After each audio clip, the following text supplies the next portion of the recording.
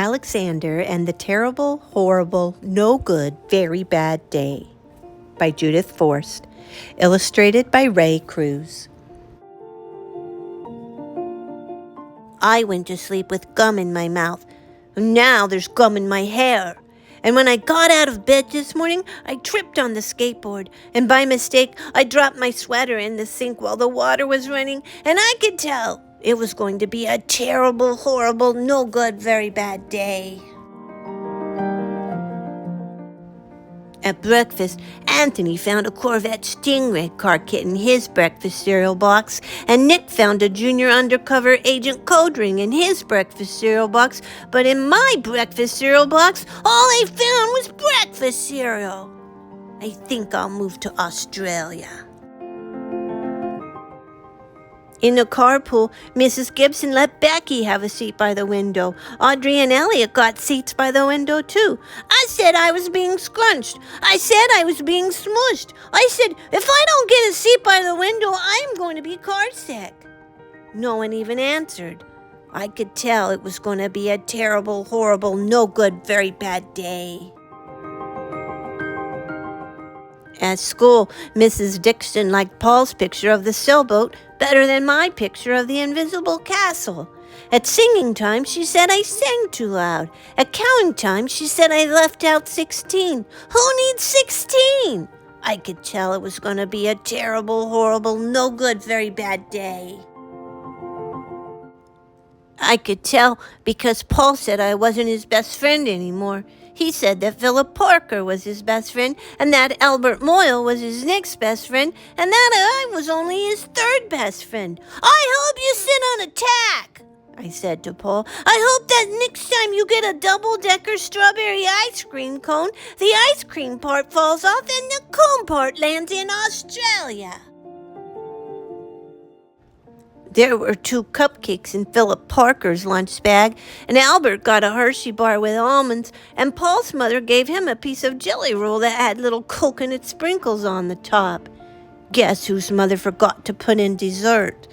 It was a terrible, horrible, no good, very bad day. That's what it was, because after school my mom took us all to the dentist, and Dr. Fields found a cavity just in me. Come back next week and I'll fix it, said Dr. Fields. Next week?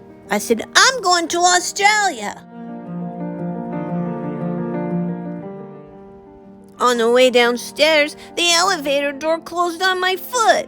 And while we were waiting for my mom to go get the car, Anthony made me fall where it was muddy. And then when I started crying because of the mud, Nick said I was a crybaby. And while I was punching Nick for saying crybaby, my mom came back with the car and scolded me for being muddy and fighting. I am having a terrible, horrible, no good, very bad day, I told everybody. No one even answered. So then we went to the shoe store to buy some sneakers. Anthony chose white ones with blue stripes.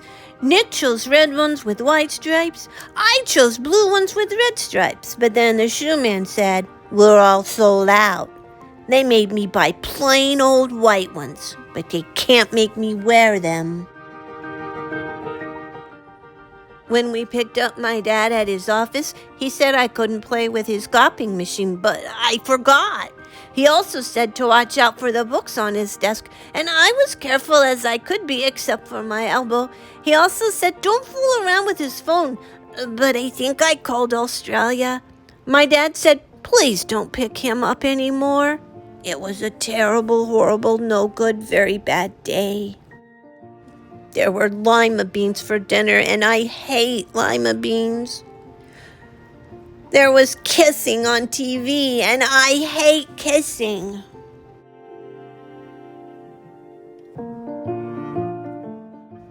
My bath was too hot. I got soap in my eyes. My marble went down the drain, and I had to wear my railroad train pajamas. I hate my railroad train pajamas. When I went to bed, Nick took back the pillow he said I could keep, and the Mickey Mouse nightlight burned out. The cat wants to sleep with Anthony, not with me. It has been a terrible, horrible, no good, very bad day. My mom says some days are like that, even in Australia.